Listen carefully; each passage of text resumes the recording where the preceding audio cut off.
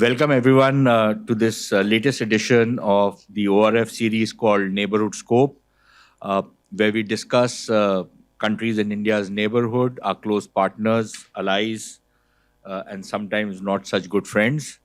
But today we are going to discuss about what the latest developments in Bangladesh, which is a good friend. And there is a lot happening in Bangladesh. Not enough attention has been paid to it. So this is our effort to try and figure out what exactly is happening. And we have a cracking panel today. We have Ambassador Riva Ganguly Das, former secretary in the Ministry of External Affairs and former High Commissioner to Bangladesh. We have our very own ORF senior fellow, Anasuya Basu Ray Chaudhary. She's joining us from Kolkata. And we have two people from Bangladesh. We have Khondakar Ghulam Muazzam, who's a research director at the Center for Policy Dialogue. He is also an industrial economist. And I think we will have a lot of questions for him, as much as time will allow, on what's happening on the economic front and perhaps on the political economic front. And we have Professor Niloy Ranjan Biswas, who is at the University of Dhaka. He's a professor in the Department of International Relations. So without much ado, let's just come down to what's been happening in Bangladesh. We've had an election, by some accounts, a controversial one, but an election is an election. And we have Prime Minister Sheikh Hasina get fifth term actually, but the fourth term in continuation. And with a very large majority. So the first question I want to ask is to Niloy Ranjan Biswas, that this has been a somewhat controversial election, not just because the main opposition party boycotted it, but because it was made controversial because of intervention from external powers like the United States and others, who were being rather judgmental about what's happening in Bangladesh. But the way the election proceeded, it does raises some concerns, because I was just studying the data, and way back in 2008, there was almost an 87% turnout. Again, in 2018, there was an 80% turnout, but in the two elections in between, the latest one and the one in 2014, the percentage turnout had fallen drastically. Now, by some accounts, this would suggest that it's a vote of no confidence in some ways in how elections are proceeding.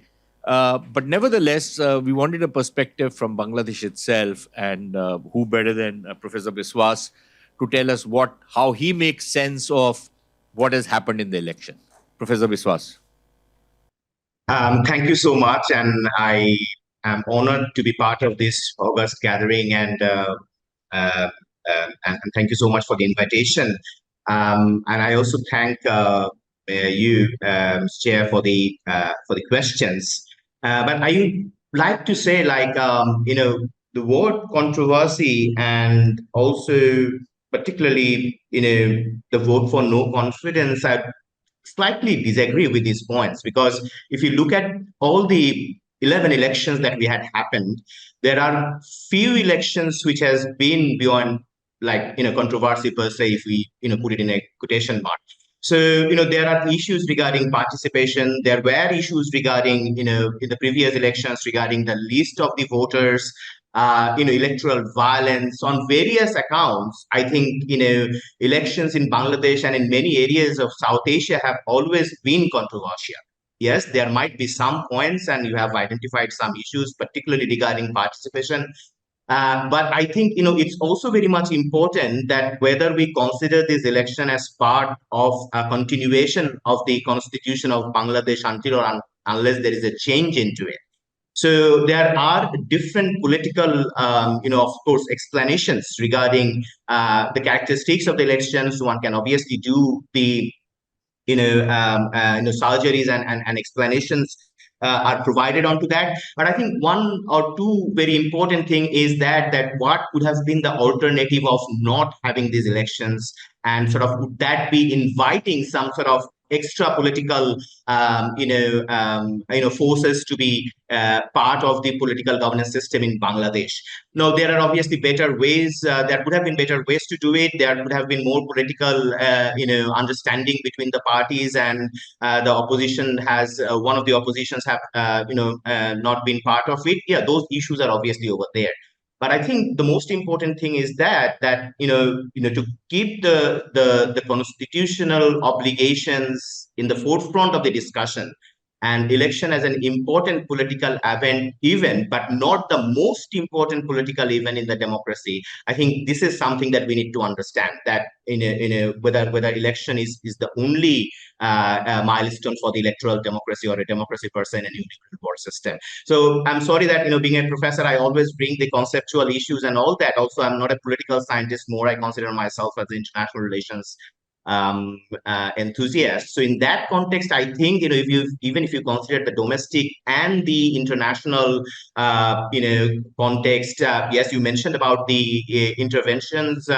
Well, it is a matter of explanation that what kind of interventions were there, statements or proper interventions in a way like we consider diplomatic or in person or forceful intervention. So this is also matter of explanation. But I think the most important thing is that there has been some sort of political maneuvering between the political activists. I think it is obviously divided. We cannot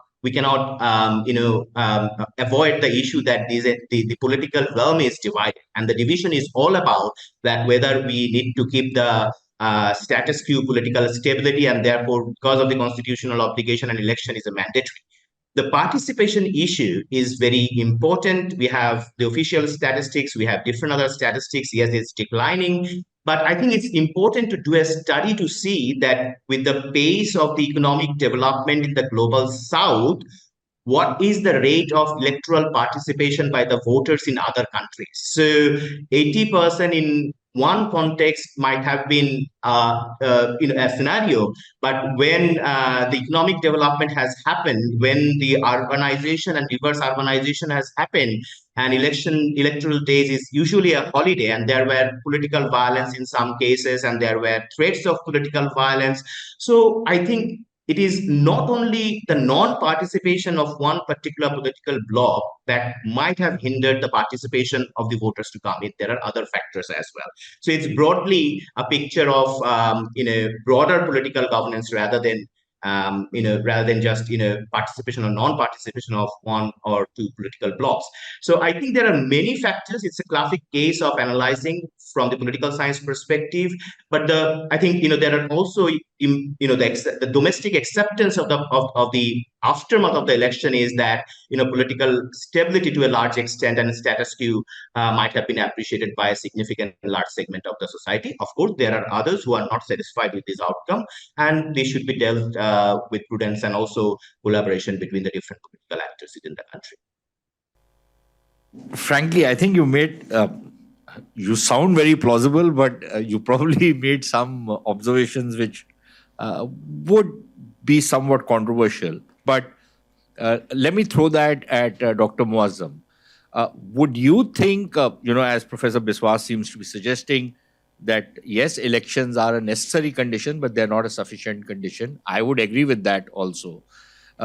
Democracy is a lot more than just having elections. But do you think the way politics has evolved in Bangladesh over the last 15, 20 years, there has been a kind of democratic and constitutional consolidation? Or do you think things are still pretty much walking on the knife's edge? Because a lot of people did express apprehensions that, if you continue along this path, there's always been an element of violence in Bangladeshi politics. We also see that across the border in West Bengal. Despite that, is there still a fear of any kind of an extra constitutional intervention? Or do you think Bangladesh is well past that particular thing? Dr. Muazzam. Thank you. Thank you, ORF, for inviting me to this important discussion meeting. Sorry, I am joining from my car because I am traveling outside Dhaka. By the way, regarding the issue that you have raised, I am not a political scientist, but an economist in that sense. But let me actually share my views from my side. In fact, from my perspective, I think I am not happy with the way the electoral process is being continuing over the last decade. Uh, the political institutions which are in the country are increasingly getting weaker, and though in Bangladesh in general there are political institutions are not very strong. The political parties within their political system, within their process, they are not very much following the democratic practice. That is also true. But the only thing where people have at the last resort to express their views is the election. And unfortunately, that institution and that process has been over time has getting to be weaker. And being questionable that you have raised in your introductory remarks. And that's why I'm saying is that I'm not happy in the way the political development happening in Bangladesh. Of course, we have to differentiate the various aspects. One is political development, another is economic development, another and other kinds of international developments. Those we may actually differentiate and separately consider. But in terms of the political landscape, the country's developments is not up to the mark. Of course, an election happened, but it does not gate the people's mandate in that sense. Of course, it's an election. Definitely, it's an election where some people has participated and give their votes, and thereby some electoral representatives are there. But in terms of the people's mandate, which we usually expect through an inclusive process, that didn't actually take place here. The point here is that whether it was possible to ensure that that may have questions arise, that whether all parties could be taken part under the current the constitutional mandate, that may have an issue. But the point here is that it is the government or it is the election commission who has a major responsibility to ensure that people at least feel confidence that they have tried their best to invite and to ensure the participation of all the political parties within the election. So that point, I think, is a major weaker part from the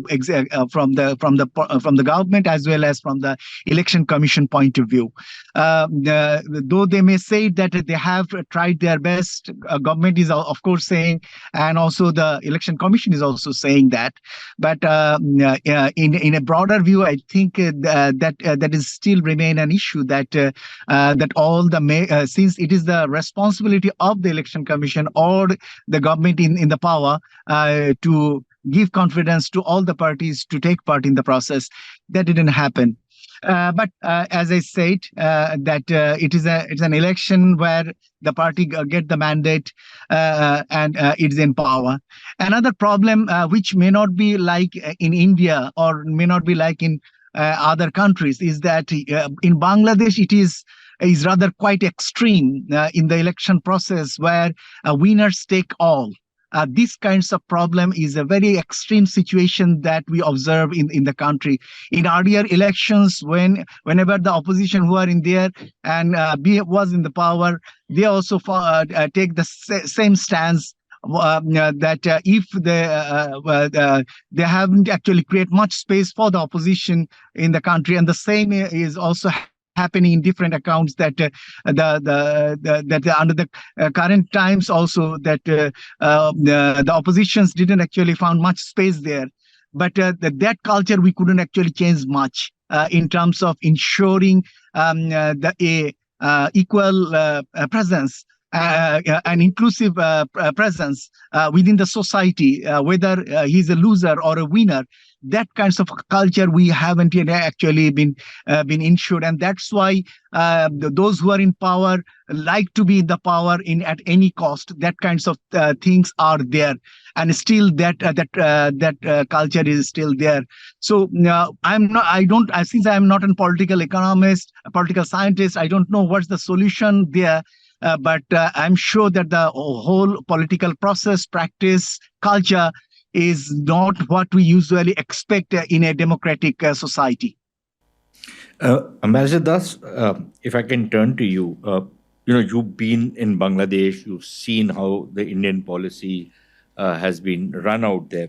What's your take on how the elections happened? There were a lot of people around the world who were deeply discomforted by what was happening. India seemed pretty all right with what was happening. I don't know what was happening behind the scenes. Maybe you could tell us, or maybe you don't want to tell us. I'll leave that to you. But we kind of said, democracy is there. There's an election taking place. This needless needling of the government in Bangladesh needs to be avoided. We were not being very judgmental about what was happening, at least not publicly. But now, since you are an independent person, you won't be hauled up by your minister anymore. I'm sure nobody's even going to stop your pension anymore. So maybe you can tell us what's your take of what went on in Bangladesh, as somebody who's been there, who's seen the place, who's served out there. How do you look at how the situation is evolving? And do you think, the question which I put to Muazzam, if you could address that, do you think Bangladesh has actually crossed that hump where that fear of any kind of intervention by the military, any kind of extra constitutional, action, that is now a thing of the past? Can we be sanguine about that? Thank you, and thank you for inviting me. I think I'll come to the last question first. I think it's certainly, extra constitutional intervention, I think, is not possible. The system has grown. It's a stronger country. We have to understand that, when we judge elections, that Bangladesh has had a very difficult history. Even after it got independence, for almost 15, 20 years, there was military rule. The political parties fought to get election back. After that, there was that unfortunate military-backed bureaucratic system also. So there's been a lot of ups and downs. So I think, a democratic system is there to stay. We have seen that happen. Before the election, our friends from Bangladesh have mentioned there was a lot of pressure on the government, on Prime Minister Sheikh Hasina, and the government of Bangladesh openly invited a large number of electoral observers to come to their country. There were observers from European Union, from the United States, from India as well. There were civil society observers as well. And after the election, I think everybody congratulated Sheikh Hasina for, the election result, which in a sense is an acceptance of the result. It also shows how important Bangladesh is, for geostrategic reasons, for geopolitical reasons. It's the way it is, where it is located strategically. And if we talk about fair or unfair election, we can say that, there's these 5 criteria on the basis I can judge whether the ballot papers were stuffed, whether EVMs worked, whether there is EVM, whether, there was whether parties were allowed to campaign. But the main point here which has been taken is low participation. Now, there are many countries which are complaining about low participation themselves have 40 to 50% participation in their elections. So, I don't think, as Professor Biswas said, that, context is different. To compare the 80% participation at some election with 40% now, I don't think you can, judge only on the basis of that one criteria of participation. um, every country has said that they want to go ahead and move forward with their relations with Bangladesh. So I think this is very important. And secondly, see, the BNP did not participate in the election. Nobody prevented them from participating in election. Repeatedly, they are not participating in election. And this time, their main demand was that there should be a caretaker government, a provision, a constitutional provision, which has been done away with. So, it's a kind of a demand that I will participate only if you have a constitutional government, which is no longer a part of the constitution. So, they have, in fact, the BNP has to now reflect on its own policies, because political parties thrive through election. That's what keeps cadres going. That's what keeps political parties going, whether you win election or not. I mean, everybody fights election to win, of course. So, not having participated in repeatedly in so many elections, so that is one thing which the political party itself has to come to terms with, besides, having a leadership issue, etc. So, it was unfortunate that they did not participate in the election. But I would I think, and India's position was very clear right from the beginning, that it's for Bangladesh to decide how it wants to conduct the election. It's not for us to tell them that, how would we react if somebody said, no, you remodel your election commission, do it this way, do it that way. Why should... it's a mature country now. It's got its own credentials. And so I think... Yeah, that's right. Because if somebody was to tell us how we should run our country and how we should run our elections, I don't think we would take very kindly to it. So yeah, that's a very fair point you make. Anasuya, if I can come to you, during the course of the elections, a lot of people were saying that, okay, fine, if the BNP is going to boycott, and personally, I'm being a bit of a devil's advocate because I'm the moderator. I'm normally not like this. I take very strong positions. And I would probably lean on the Awami League side in another avatar. But the point I'm trying to make is that these are questions which were raised while going into the election, while the political process was on, that, if the elections become controversial, the Awami League might win the elections, but what happens the day after? That the legitimacy of the government will be under question. It would not have the support of the people, blah, blah, blah. That entire thing was going on. Now that the elections are over, what is your sense of how things are likely to move from here on? Do you see that the kind of violence which we saw accompanying the elections or just before the elections could actually start ramping up? Could we see some of the Islamic parties coming out on the streets and, creating a big fuss? How do you see the politics playing out now that the elections are over? Anasuya. Yeah. Thank you, Sushant. And thanks to Team ORF Neighborhood Initiatives for organizing this very, very timely discussion. And thanks for engaging me in this discussion. Well, the discussion that I'm thoroughly enjoying it as of now. And I think, Bangladesh is in a crossroads because in one way, my answer will be two-pronged. First, definitely, it's a commendable victory for Awami League and Prime Minister Sheikh Hasina securing 2/3 majority in the parliament. In fact, right at this moment in Jatiyo সংসদ, the first session of this parliament is taking place, and probably Honorable President of Bangladesh has already inaugurated the session of the 12th parliament of the country.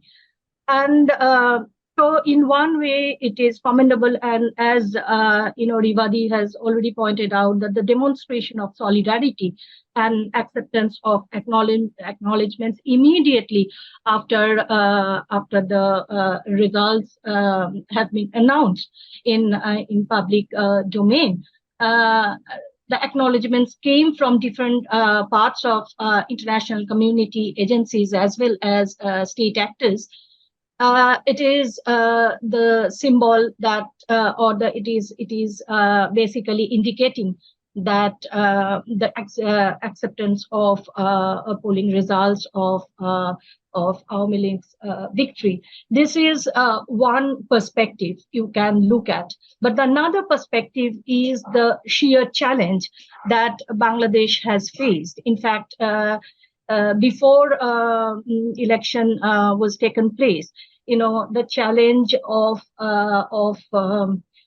negative perception so far as the democracy of Bangladesh was concerned, which was prevailed in international community. That's the severe challenge in front of Bangladesh at this moment. How to Sheikh Hasina's government, how to deal with this negative perception. And we know that that election is an important component, like other institutions, important component of democracy. And within a democracy, opposition-less election is very alarming. But it's also true that we are not in a situation to interfere within internal affairs of a sovereign country. But it is true that the challenge that is posing or mounting in front of Bangladesh is how to change these negative perception, which is already prevailing within international community, and which is also important so far as countries' foreign policy is concerned, because all of us, we know that Bangladesh is highly dependent on overseas assistance, developmental assistance, which in short we name it as ODA. And all the international agencies like World Bank, ADB, along with other states like Japan, China, the USA, Russia, including India. All of these states are very crucial for Bangladesh because of its steady economic growth.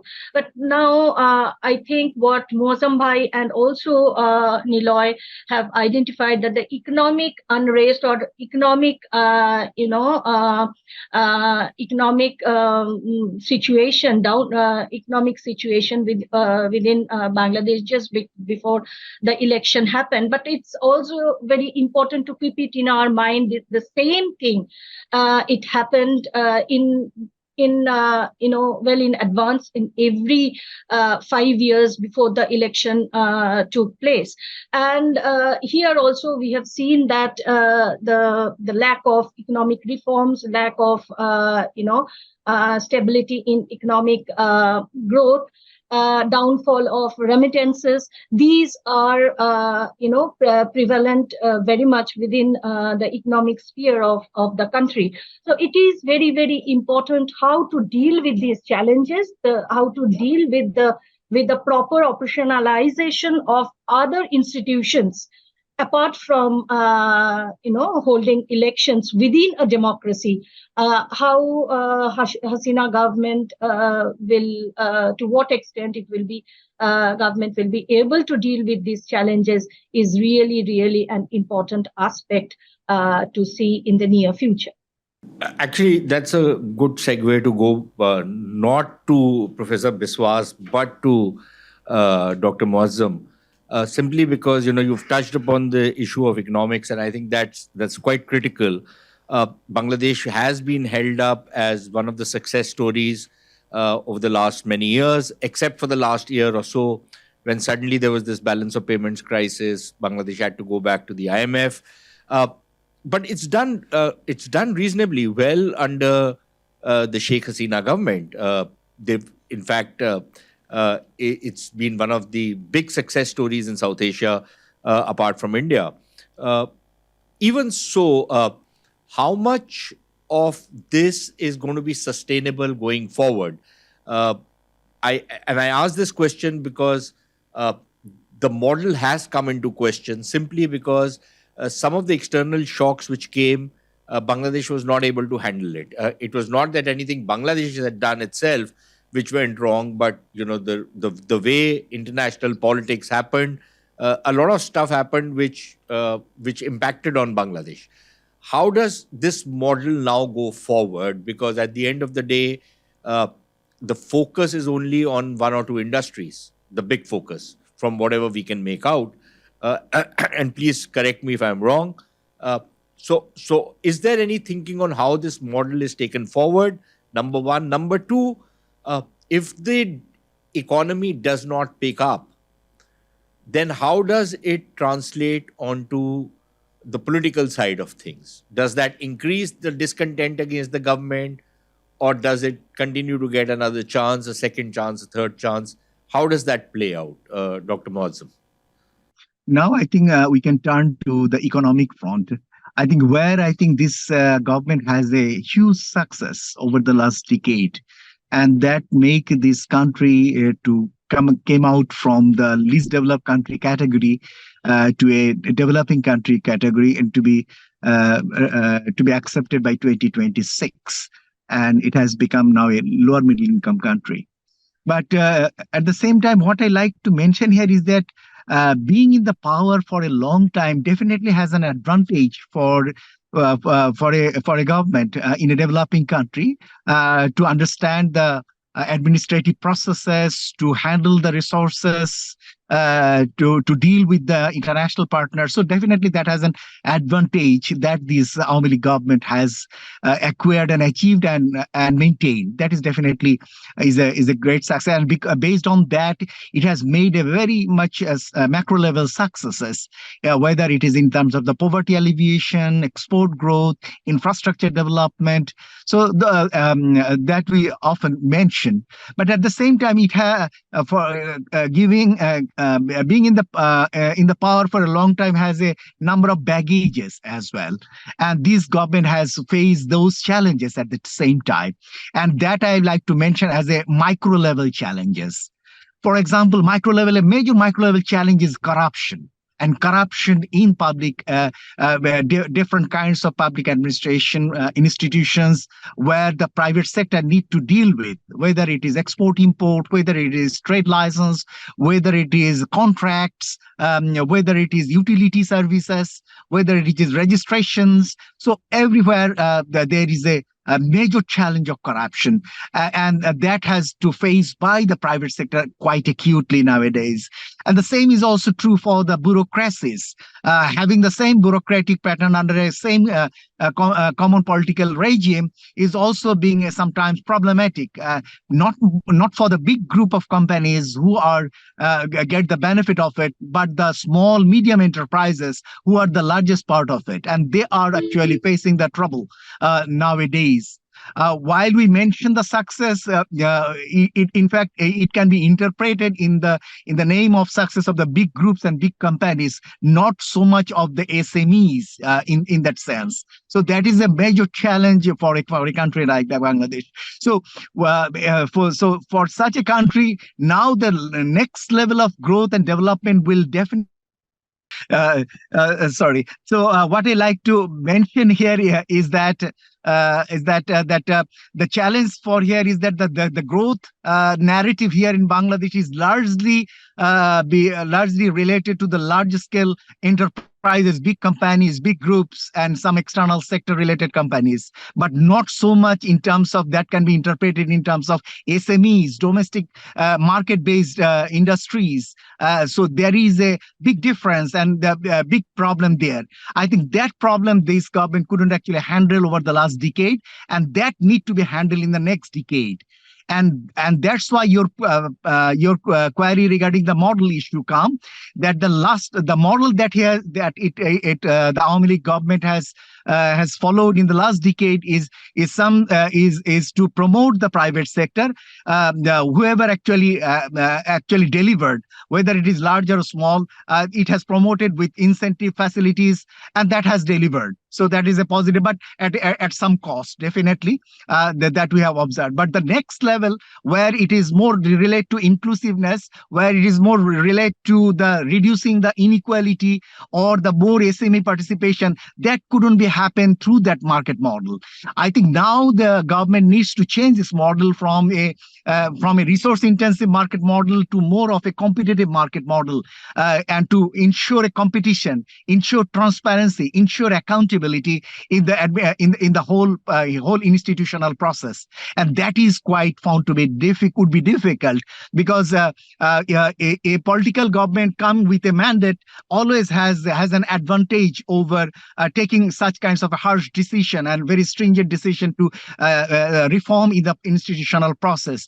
But a government come with a relatively less majority, with less participation of the political process, somewhat seems to be a little bit stringent to handle those kinds of negative forces. For example, big groups, for example, administrations, for example, law enforcement agencies who have provided some support in earlier decades. How could they actually handle in the future to ensure competition, to ensure transparency, to ensure accountability? So that would be a major challenge for this government in the coming decade. So the future will fully depend on the efficiency, and efficiency-led growth, and that we are looking forward to in the future. And my last point here is that of course, being a leader, the Awami League leader, top leadership has a good acceptance, maybe across. But not necessarily the same level of acceptance for the other political leadership within there, or at the local level leaderships, where lots of problems, lots of concerns arise by the people. As I say to you, is that micro level challenges are quite acute because of a long presence of a political party in the power. So, if I can just take off from where Dr. Muazzam left off, and the question remains that while you, I don't know if there was a correlation between the sudden economic downturn which took place over the last couple of years and the rise in political violence which we saw on the streets of Bangladesh. Was there a correlation between that? And then going forward, if you go in for the kind of tough reforms that Dr. Muazzam is talking about, at a time when at least the opposition or people in the opposition continue to question the legitimacy of the government and have an incentive to come out on the streets. Also, we have the specter of the Islamist parties, which have been, pretty much been very active on the streets. That then creates a big dilemma for the government going forward. Does that not clear the pitch for going in for deeper economic reforms, which puts Bangladesh onto a much more sustainable and a much more broad-based economic trajectory, rather than remaining limited to the couple of things that they're doing great today, but may not be able to do tomorrow?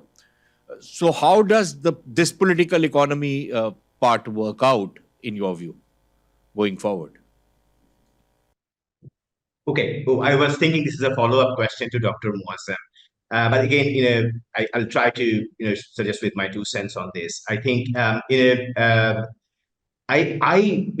far as I have observed the last 2-3 years, domestic politics and processions or whatever mobilization that has happened on the street, as you have mentioned, I do not think so that there is a correlation between some of the economic downturns and that has resulted to protests on the streets. There might be many reasons for that, and that requires obviously a systematic study to do so, that why there was not enough people on the streets. there were a series of public protests, protests organized by the opposition, some opposition parties over there. And there are both arguments from different sides who says that how popular was those, and also at the same time where the demands that were raised were really kind of subscribed by a large segment of people. And also, if you look at one point of view, that some protests in the social media, there is a question that whether that reflects the demands that is actually coming and originating from the grassroots. So there might be a lot of questions regarding that when we see some sort of protest in the social media, and how that actually reflects, and to what extent that kind of grasps the situation or the state of the kind of political understandings of the general mass or grassroots or local level. You have also mentioned about some religious-centric parties and their movements, and so on and so forth. Again, I mean, if you look at the history, there are at least there are perhaps one or two religious-centric, particularly Islamist political parties, which have significance when we consider those in the electoral politics. So previously it was Jamaat Islami. Now, since they have issues of themselves, and they were in the process of kind of like erased from the electoral politics, the other political parties and their movements are either sometimes on certain issue-based politics, or sometimes on very specific religious issues, like educational reforms or some things like that. If you relate those with their significance in the electoral politics, or might be big paradigm shift in the nature of the politics in Bangladesh, to my small kind of understanding, I do not think so that has a very significant. But sometimes those are disturbing, or they might be needing to taken into considerations. And of course, government and other political parties are also taking those into considerations. But I do not think so. Like those ad hoc and issue-based movements of certain segments of the religious-centric political parties are not really very much significant in the political realm. Yes, they are allies or opponents or part of the some blocks, but the question is then why the economic problems, economic downturns, and rise of the dairy products and used products, those are very significant issues. But why hasn't that really been able to attract a big public upsurge or something like that? So this is something very important, and there are quite interesting surveys that has done. Some are public, some are not public, just for the institutional consumption, which says that there are significant differences and there are interesting adjustment among the public attitudes and behaviors regarding the changes and transformations that has happened in the economy, and their adjustment of the consumption behavior, and so on and so forth. Now that needs to be done, and important studies has to be done. But this is also an important evidence to understand that why is there not a big public protest the way how it has happened in 90s and changed the course of the government in over there, or perhaps in 2005 or 6 or something like that. So I'm not concluding that are all satisfied or not satisfied. It's a matter of study, but this is something that we need to also consider. Rishidas, if again taking off from this last question, there has been a problem of extremism in Bangladesh. And despite the fact that the Jamaat has, in a sense, at least officially been put out of business, it has a fairly large footprint in Bangladesh. It has its support base, it has its infrastructure intact, or more or less intact, and its ideology. But there are other groups which have come up. And extremism and terrorism has been an issue where we've got a lot of cooperation from the Bangladesh government, but it's also having an impact in the sense that when we read of stories of attacks on the Hindu community in Bangladesh, is this a matter that the government in India does take up with the government in Bangladesh, or we've left it to the devices of the government of Bangladesh on how they're going to deal with this? I know this is a sensitive topic, but I think this is a topic which we must ask. And I say this because there was a lot of anger which was expressed in Bangladesh. A lot of it misplaced, I dare say. on the issue of CAA and NRC. So I think this is a question which is a fair question to ask on what is happening in Bangladesh, the rise of extremism, as also the targeting of the Hindu community out there. Because we've seen that Bangladesh is one country where the proportion of Hindu population has fallen a lot more drastically than what a secular republic like Bangladesh would be standing for. And yet there seems to be a kind of silence over it. Is that official Government of India policy, or do we have conversations with the Bangladeshis on this? Yeah, indeed. I think Islamization has been an issue. Again, if you look at history, Bangladesh started off as a secular, with a secular constitution. And it was, the two generals, Ziaur Rahman and General Ershad, who brought in the Islamic elements. And that is something which has grown over a period of time. And I think the worst period, in a sense, was between 2013 and 2016, culminating in the absolutely gruesome Holy Artisan Bakery attack. But if you look since then, there has not been any major very big incident of a terrorist attack like the Holy Artisan Bakery attack. And Bangladesh has been, the government has been in the forefront of counterterrorism efforts. We know that the government works very closely with the Americans also on counterterrorism, and we have. At the bilateral level, ever since Sheikh Hasina has come back to power, and she said that there is, I have zero tolerance to terrorism. After all, our insurgents were also flushed out. All insurgents were flushed out, and if we are seeing I'm not going into what's happening in Manipur right now, but if we see what's happening in the Northeast has not seen any big, insurgency movement, and by and large, there has been peace in the Northeast. Northeast is growing much beyond the, overall 3% growth rate that Northeast has seen over a period of time. So I think there has been definitely, as far as the government is concerned, it is, from what I see, it is extremely determined, and Sheikh Hasina has really been very, very strong on dealing with these elements. But there is no doubt that Jamaat-e-Islami is, even though it's not legally, it cannot participate in election, it's been disqualified. The Jamaat is powerful. They have made inroads into the rural system. They are quite active. Besides Jamaat, there are several other groups which are active, and they sometimes thrive on an anti-India agenda.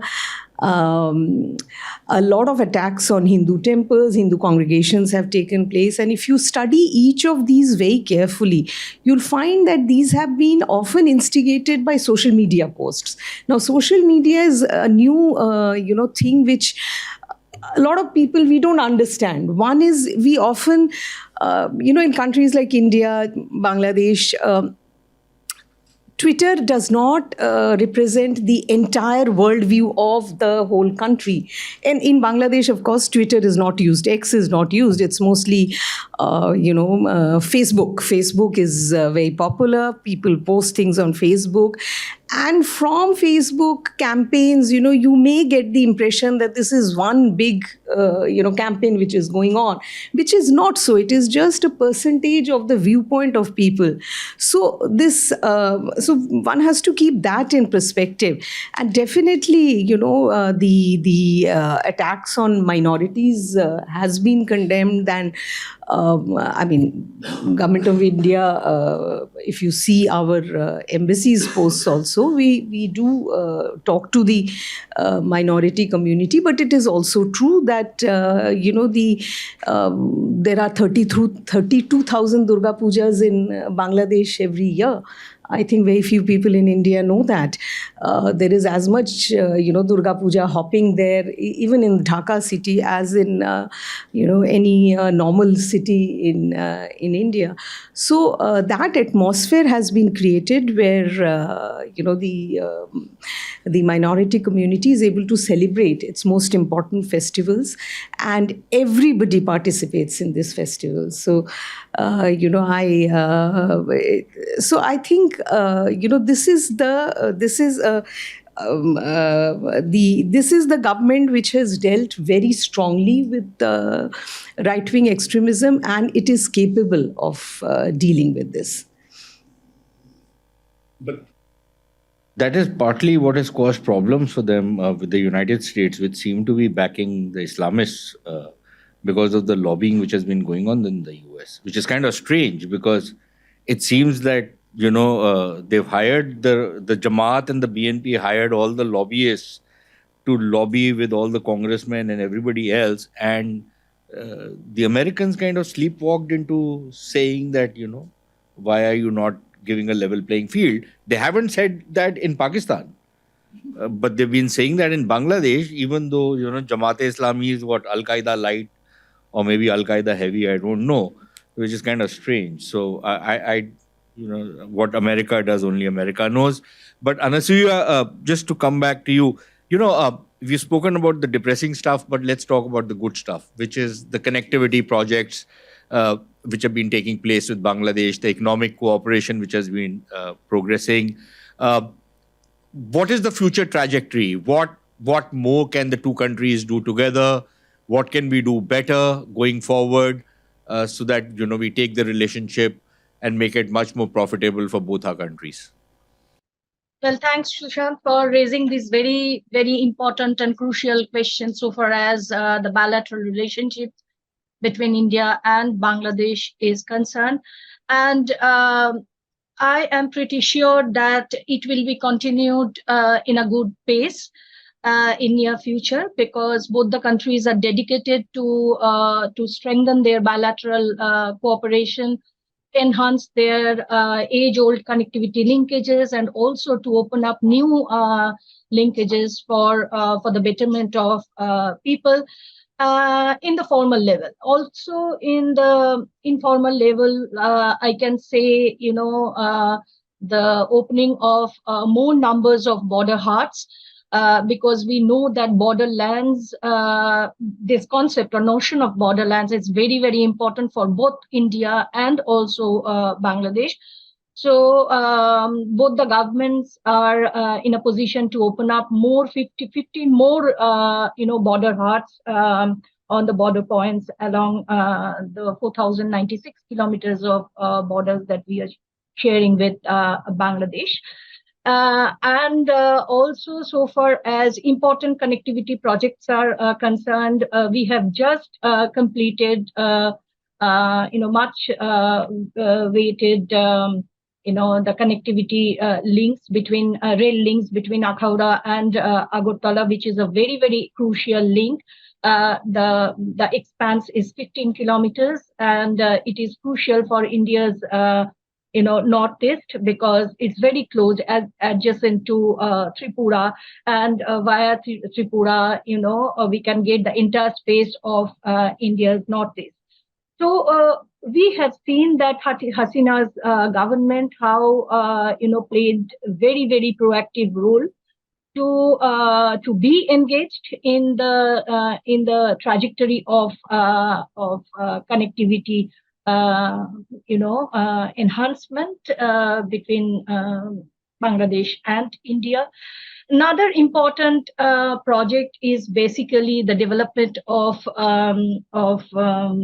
India-Bangladesh protocol routes. We know that there are several, call for ports, and some other ports have also been included in these specific segment. And Indian government is really proactive to enhance these protocol routes so that they can have a seamless connectivity.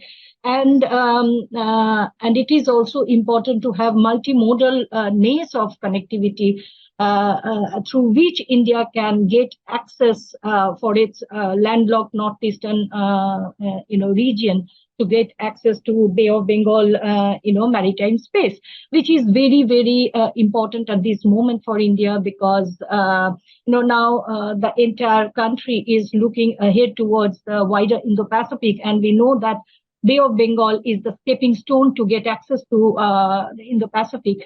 So in that case, I think Bangladesh has emerged a very strategic, ally for India.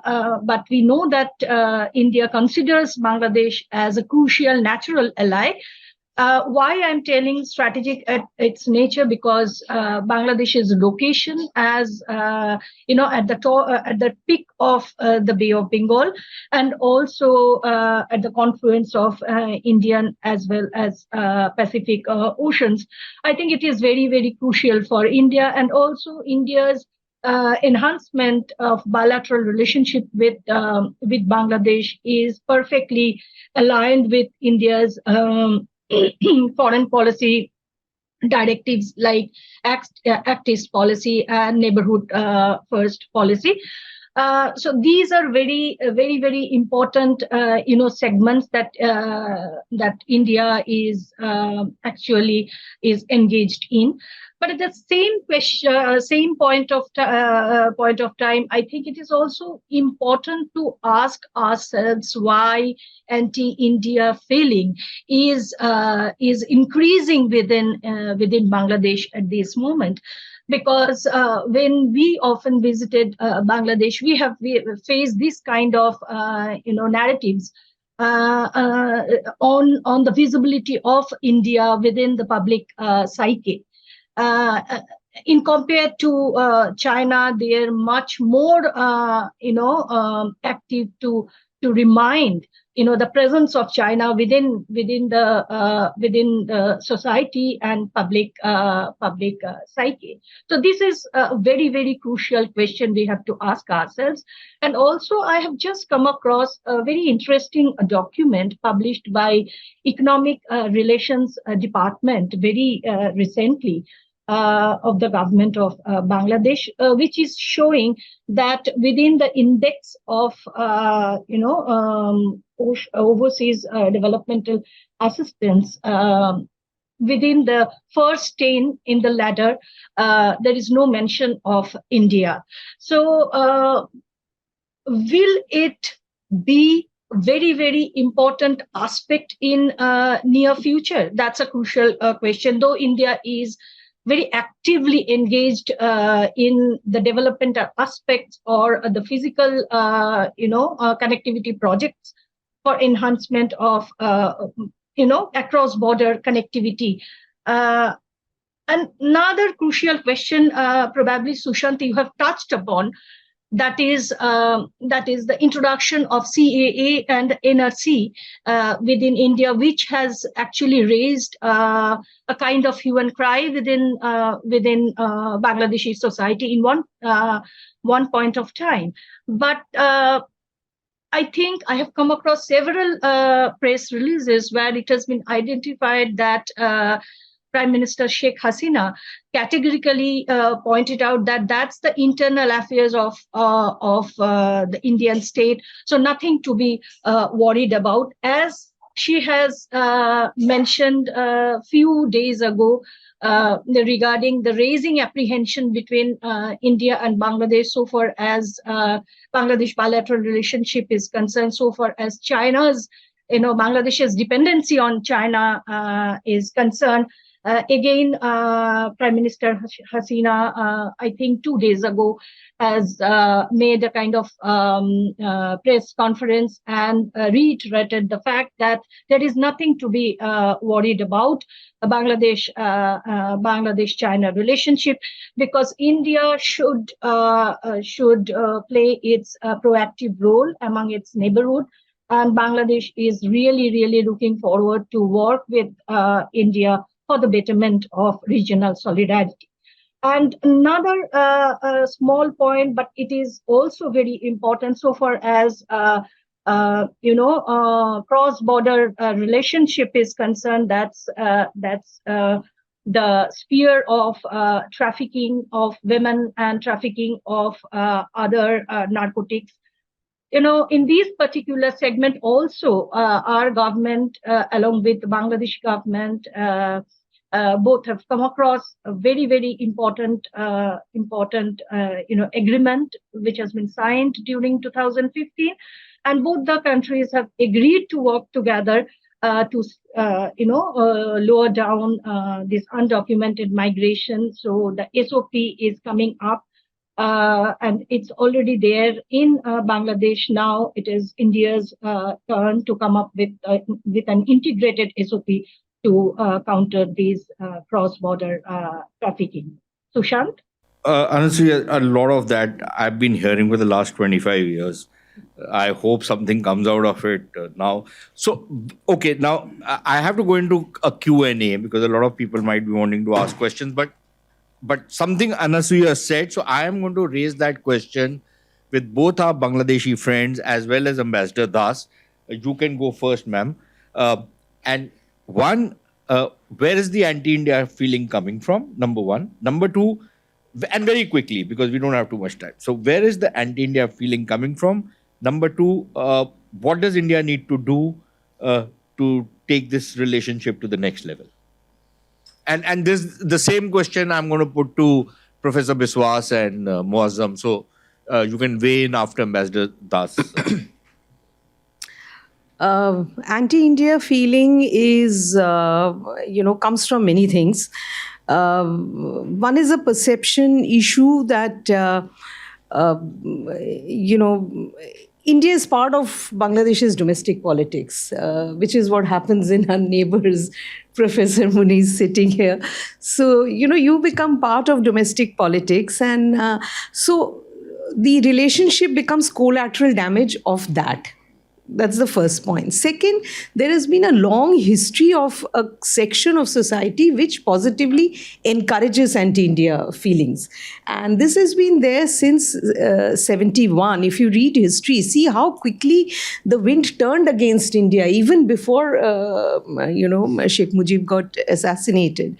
So that, India's name is often associated with all kinds of absolutely bizarre conspiracy theories, and India is made responsible for all kinds of things. So this is a legacy. Yes, exactly. It's a Pakistan legacy, and there is a section of society which encourages that. Since we have short of time, I would also like to mention that there are, we've solved a lot of issues bilaterally, and I think we often forget the biggest success of our bilateral relationship, which is the land boundary agreement. I mean, very few countries have been so amicably able to actually exchange land and population. We not only exchange land, we exchange population.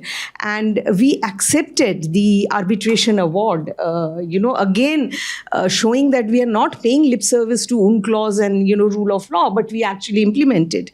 So that's very important. But, we have to accept that the Tista Accord has been an irritant, and unless we show the political leadership the will to solve it, we need to solve that. A second problem which does not get that reflected here in our media is the the incidents of killings which happen in the border. That is something, again, there are mechanisms in place. The BGB and the BSF meet regularly. They in fact meet twice a year at Director General level, and they should really put their minds to it and solve this problem. It is a result of criminal activity, of smuggling, of there can be many ways to solve it, and I'm sure there are smart people on both sides who can take the initiative and solve it. Trade deficit remains a concern, but I really feel that if we are able to quickly negotiate CEPA, because Bangladesh is also going through a transition, it will soon graduate into a developing country status by 2026. So CEPA needs to be negotiated quickly, and how far have we reached? Since I'm not in government, I'm not privy to it, but from what I see in public domain, that the study has already already been conducted, I think, from our side. And, it is a process which we should do quickly. And now that a government is in place, elections are already over, I think SEPA should be one of the major priorities for us. And small little irritants like, anti-dumping duty on jute and stuff like that. So I think the main two issues are really the Tista Accord and border killings.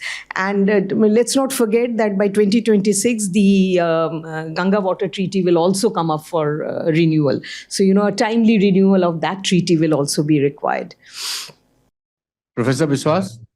Thank you. Thank you. I kind of I agree with what Her Excellency Mr. Das has mentioned. Just let me put it in a very few words. There are three dimensions of explaining the quote unquote anti-India understanding or feeling.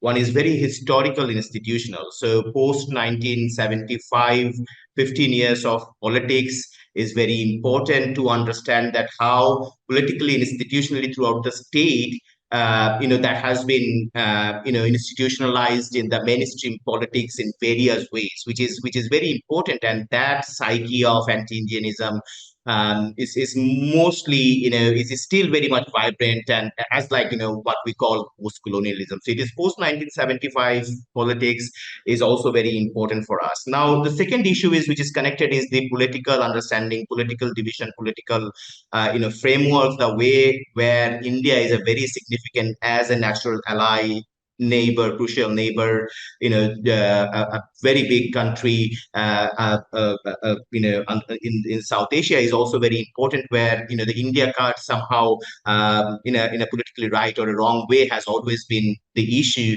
within the domestic politics. And the third issue is certain incidents that Ambassador Das has already mentioned, like border killings and trade disparities and things like that. So if you mix all these three issues, you can understand that there are important, perhaps events and incidents and reasons. But at the same time, I think the fourth issue is the projection and the portrayal of some of these issues from certain quarters in the social media. Social media, although is a media, it perhaps has some interesting way to shape how things and messages are constructed. And the way how we see things in social media, for example, after one last cricket match, I think it was the final of the last World Cup, and in social media there were certain projections of anti-Indianism, and I didn't see that in the public or in the real world. It's actually the social media world where you see these kind of projections and perhaps provided an image regarding the relationship between the two countries and what public thinks about it. But is it really the real picture? That's a matter of question. Now, what we need to do, I think, pragmatism is very important. I think in the last 10 years or so, last 15 years, we have been observing some of the very pragmatic moves to improve the relationship. I think parity and reciprocity is very important from our point of view. The reciprocal relationship, for example, we have an understanding regarding the deprivation of what we legitimately deserve regarding the river water as a lower riparian country. So we need to resolve those issues to establish the fact that this pragmatic friendship is based on the parity and the reciprocity.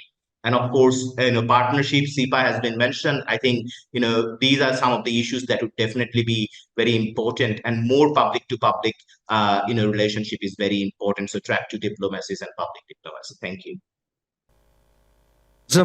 If you could weigh in on this, both the reason for anti-India feeling and what needs to be done, and just if you could clarify, since you deal in trade economics and stuff, did India not open up market access to a lot of Bangladeshi goods?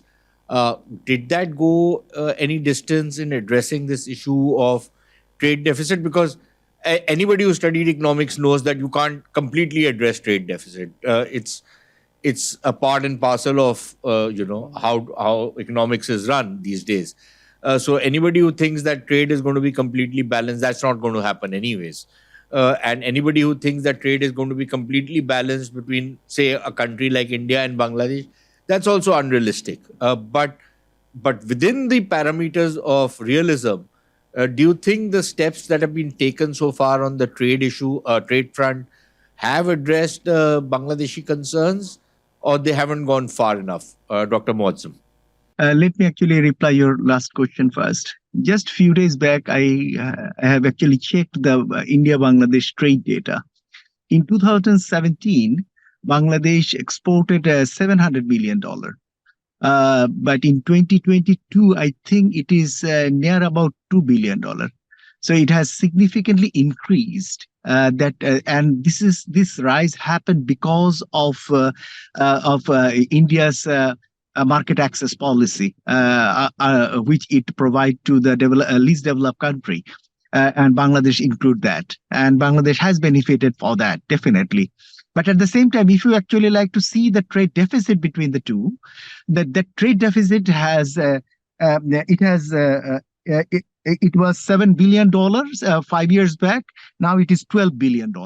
So you can easily imagine that the trade deficit has also significantly increased. So that is a point that, and increasingly there is a strong demand within the country that the major trade partners should take more proactive stance regarding reducing the trade barriers, trade deficit. And can the India take some proactive measures there, or did they do it properly in the past? For example, just Honorable Ms. Riva just mentioned that the jute issue.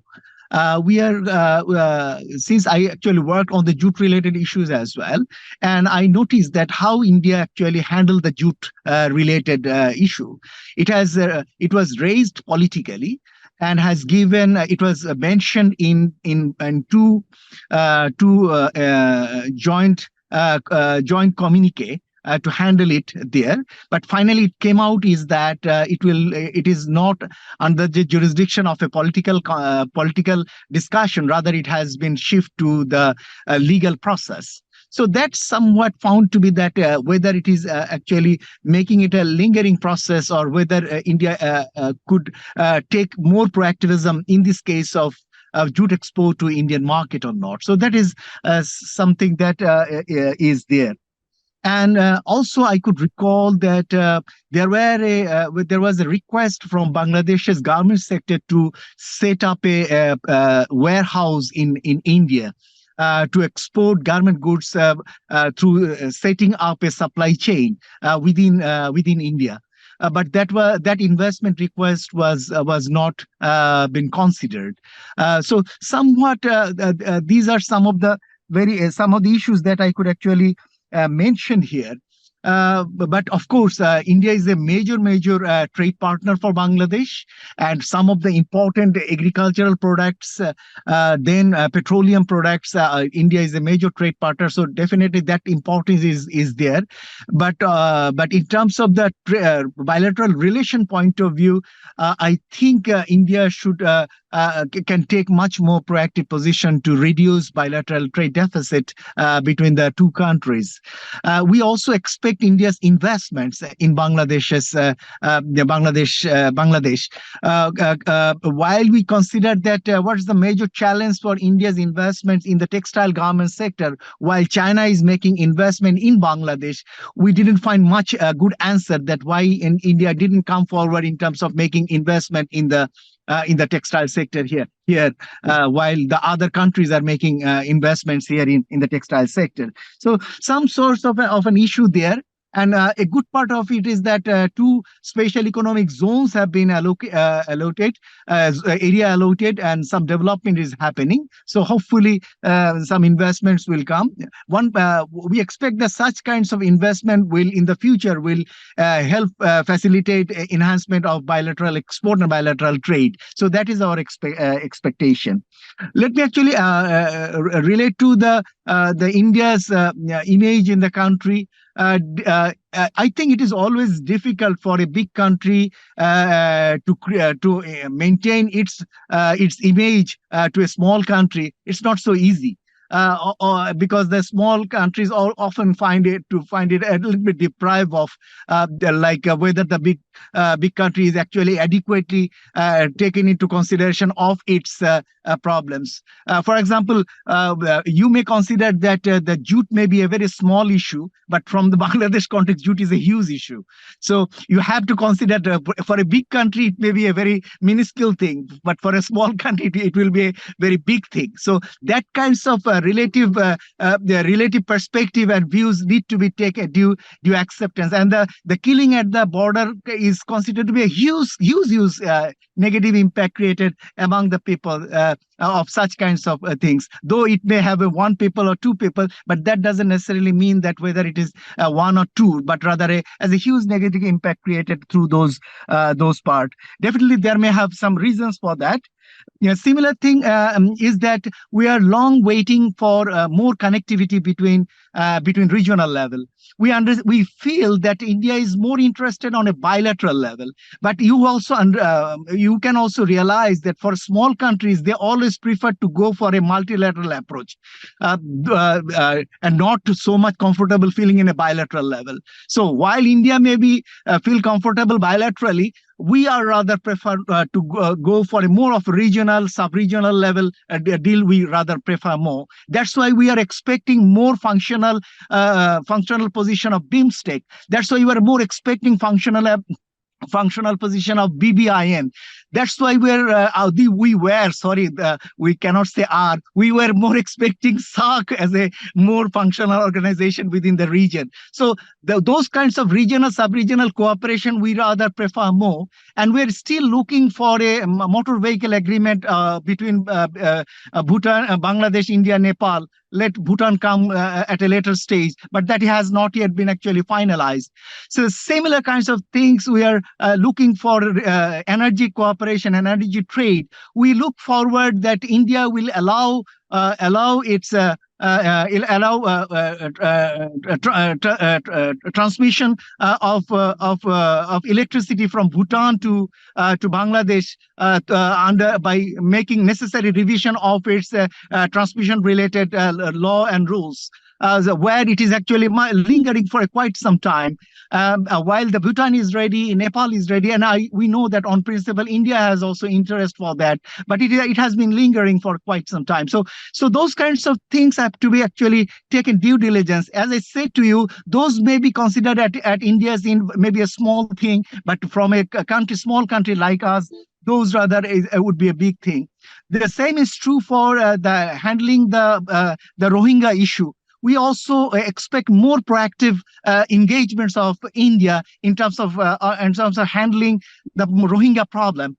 Because of this Rohingya problem, the Bangladesh's connectivity through BCIM has been halt, which was once tested and found to be effective. That was not from Kolkata to Kunming, was almost now dead at a dead end. So how to actually handle those parts, and that's why Bangladesh is now requesting India to be in to join in the trilateral highway between Thailand, India, and Myanmar to be engaged in the southeast eastern country to be regional bloc.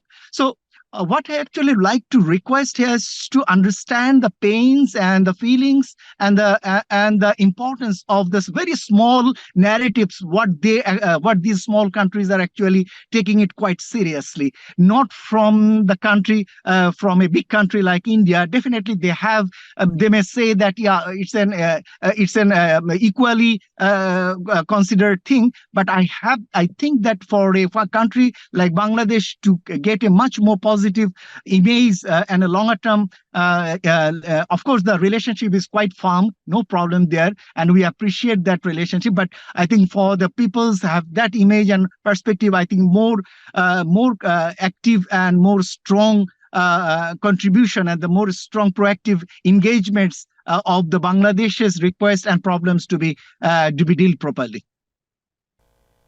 Actually, I had originally thought that this would be the short and sweet part, but I think all of you have made excellent points. But we have about 10-15 minutes for a Q&A, so I'll just open the floor. Please identify yourself, and then you can ask a question. Devjyoti, you go ahead first. What we'll do is we'll take 2-3 questions in one go. Please identify yourself, also who the question is for, so that they can then. Good evening, panelists. I'm Devjyoti Sir, research intern in ORF. My question is to Ambassador Das. Ma'am, following up on your points on the entire correlation between security in Bangladesh and security in the northeast of India, it's been almost 25 years when the Chittagong Peace Accords was signed, but even today it's not implemented. As a result, Chittagong still remains an unstable area, and the Chakma refugees issue has already brewed ethnic conflicts in Mizoram, in Arunachal, and in Tripura, where people have constantly detested the resettlement of Chakmas and Brus in Tripura especially. So how are we engaging with the Bangladesh government regarding the Chittagong Hill Tract issue? Because a peaceful Chittagong is mutually acceptable. Yeah. Oh my God, I don't have eyes in the back of my head. Please go ahead. My name is Rekha. I'm from Delhi University. I would like to start this line. Once Plato said, the heaviest penalty for declining to rule is to be ruled by someone inferior. My question is, this year, BNP didn't participate in election. There can be two reasons. The fear of losing seat. Can I? Yes, sir. If you have a question, ask a question. Don't give your analysis on what you think. Just ask a question. Related to this. No, just ask the question because we just don't have time. We're really running short of time. Okay. Ask a question straight. Be a straight shooter on this. Sir, this is a solution of any problem to not participate in elections. Okay. Good afternoon. My name is Anuttama. I just had a direct question wherein I'm looking at how we could build more bipartisan support in Bangladesh because this is something that could actually help India in the long run. Yeah, thank you. Good evening, everyone. My name is Ashish Paliwal. I take care of government affairs for a global company called Corteva. They are in agricultural sciences, seeds, and agrochemicals. My question is that I'm following Bangladesh, and Bangladesh wishes to be a developed economy in 2041. Last regime of Prime Minister Sheikh Hasina has been very, very progressive, and we see economic bloom happening in Bangladesh. How do you see this new government? How will they be tackling the economic issues? And soon in 2026, when Bangladesh will be in developing country, the LDC country benefits will be going away. How does Bangladesh envision itself to make itself ready for future, to develop its agriculture, reduce its dependence upon so much of imports, for example, oilseeds and proteins? And how does it envision that growing prosperity and a correlation between high value and high quality food products? Thank you very much. Thank you to the panel. My name is Siddhant Ganguly. I'm an intern from ORF Calcutta and a student from OP Jindal Global University. My question is to Her Excellency Ambassador Das and Anuswa ma'am. Considering the fact that both India and Bangladesh are developing economies and we both have security concerns and large amounts of economic dependency on the surrounding seas within our littoral regions, how does India and Bangladesh cooperation in the Bay of Bengal look for the current Sheikh Hasina government and their agenda? Ambassador Ganguly, you have, I think, two questions directly to you. So, I think you asked about bipartisan support. I mean, of course, it's a very good idea. One would like to have bipartisan support. But, you have to look at how the politics works out in Bangladesh. I mean, one party is always takes an anti-India stand. They are not ready to see anything happening, because there's so much happening between India and Bangladesh, but I've never heard anything from one particular party coming out saying that this is a good thing. I think that's a distant objective which is not going to happen anytime soon. Why BNP did not participate in elections? They have themselves said that they wanted a caretaker government. So, I mean, other than that, I have not seen any difference in policy or any very strong position that, they differ with Awami League on XYZ, not even on, very important foreign policy issues. Security in Bay of Bengal is, of course, there is a huge, whole lot of mechanisms in place. From Coast Guard, the close working relationship between our Coast Guards to our Navy to our Army at the Defense Secretary level. We have annual talks. We have given a $500 million line of credit for defense purchases to Bangladesh. So there is a whole structure and whole architecture. We do have exercises together. We participated in each other's exercises. So I think, of course, more can be done. We've already signed a coastal surveillance agreement also long time back. So that has to be implemented. So there is a Chakmas, I think that's quite beyond this discussion because it's very, there are a lot of issues here.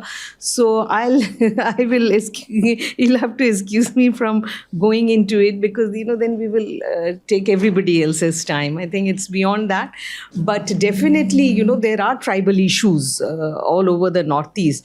But look at it from this perspective that today the Northeast has actually, nobody mentioned it, so I'm going to mention it. Today Northeast has a coastal, Tripura has access to a port in 80 kilometers. I mean, which was unthinkable, so look at the positive side of it that there's so much happening. There's a question on Bangladesh losing LDC benefits and how does life move forward after that? So maybe you could weigh in on that. In fact, yes, Bangladesh government as well as the private sector already well aware regarding the LDC graduation related issues and the necessary policy related preparations are currently ongoing. In fact, the bilateral trade agreements which are currently being ongoing with India, like SEPA, or some feasibility study is happening with Japan and China, are a part of this LDC graduation process when Bangladesh will not enjoy the duty-free market access to a good number of developed and developing countries. But the main challenge will be that regarding the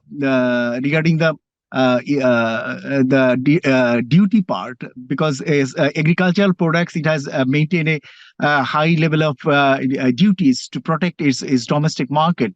So that kinds of things are still not been fully I would say in a assessment phase, how it will actually reduce that part, because that kinds of conditionality will come to align it as per the WTO rules and WTO system. But definitely in that case, local agro products market will face some competition in that regard. So it will be necessary to consider these issues with major agro-process exporting country targeting to Bangladesh, as well as Bangladesh's potential export to those countries in the bilateral trade-related negotiations when it will take place. For example, with India or with China particularly, who are also exporter of the agri-products in Bangladesh. Everyone, I'm Deepak Sharma, first-year student at Delhi University.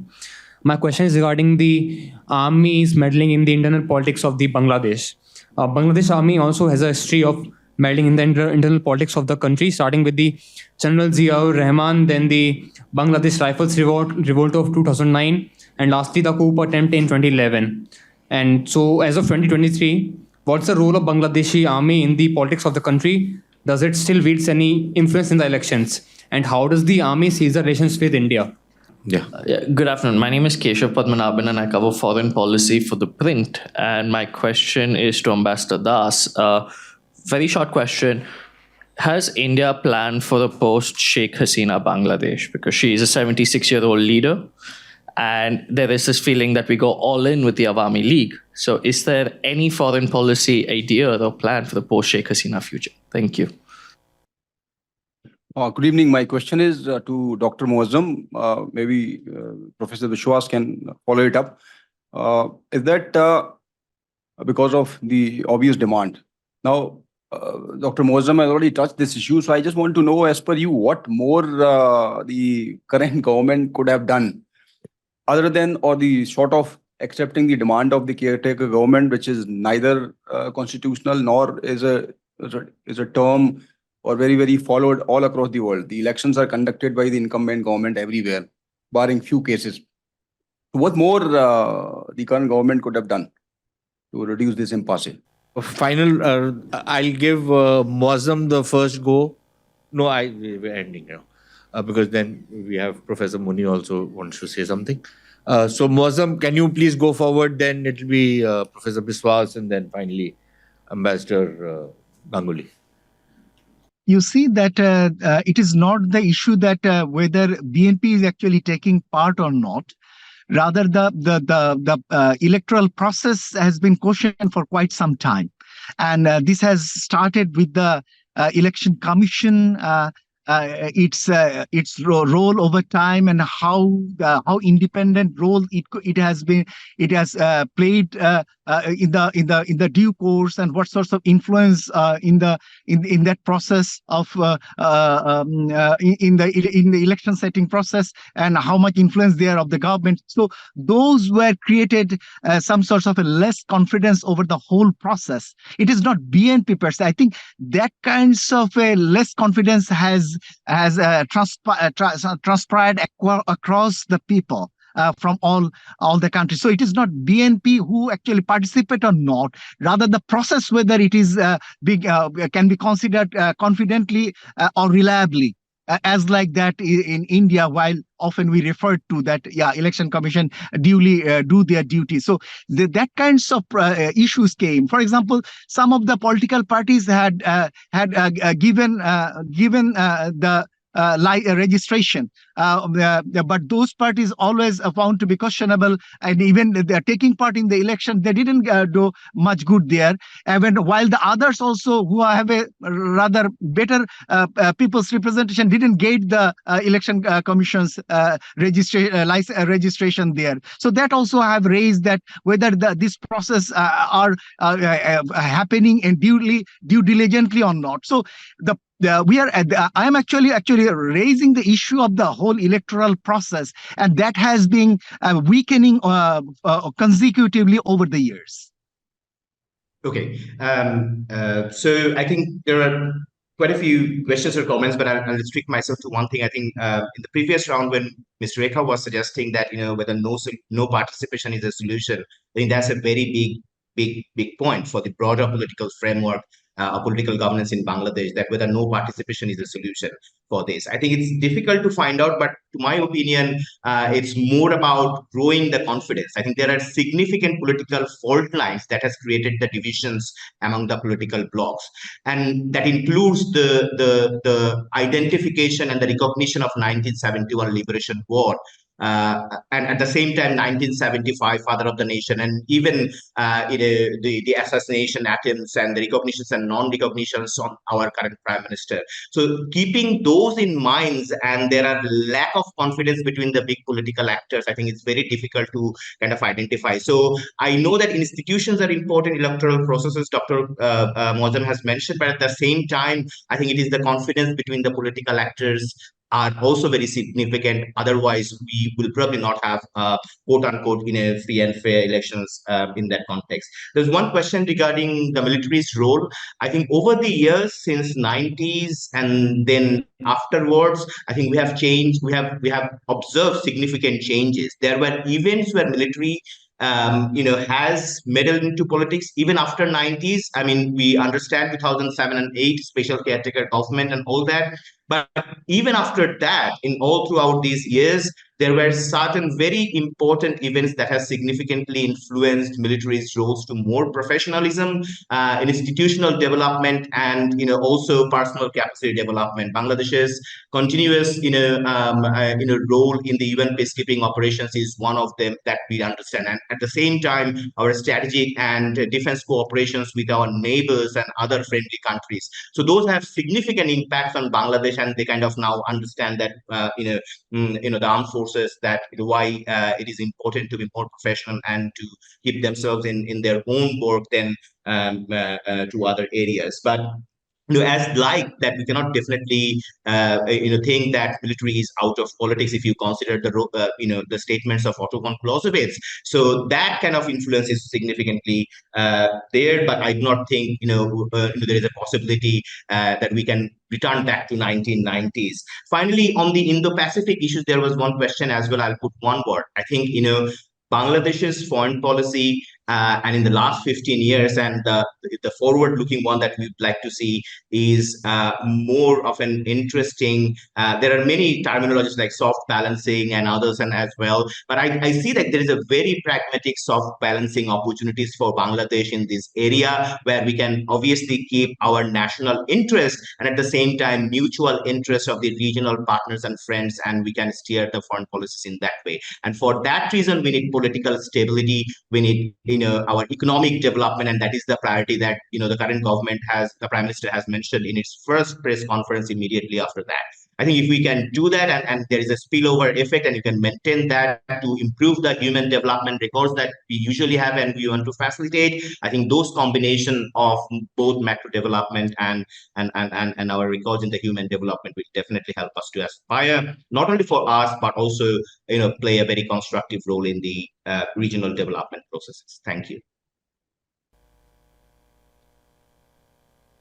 You asked about a post-Sheikh Hasina plan. I'm happily out of government for the last more than 2 years, so I have no clue what the thinking in the government is. She's just come back to power, and Government of India has already said that they're looking forward to working with her.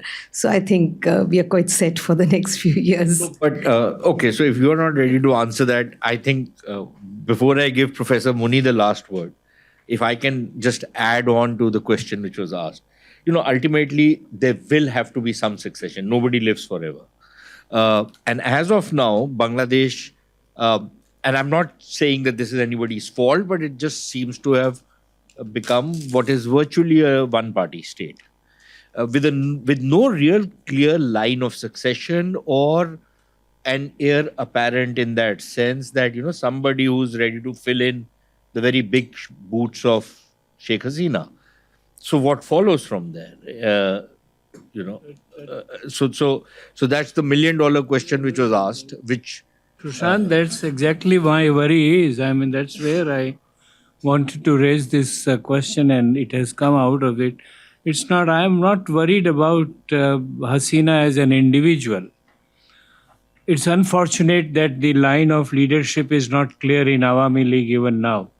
You would recall that before the elections, at one stage, she said, I will not contest coming elections, and then she had to, because there are no other ways.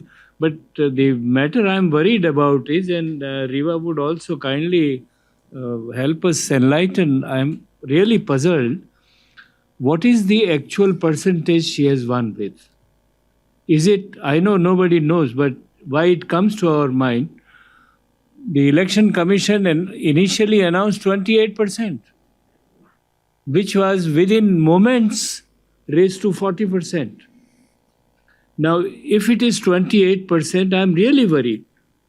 Even if it is 40%, what I'm worried about is that if our BNP has no leadership, so largely the mobilization is done by the Jamaat-e-Islami.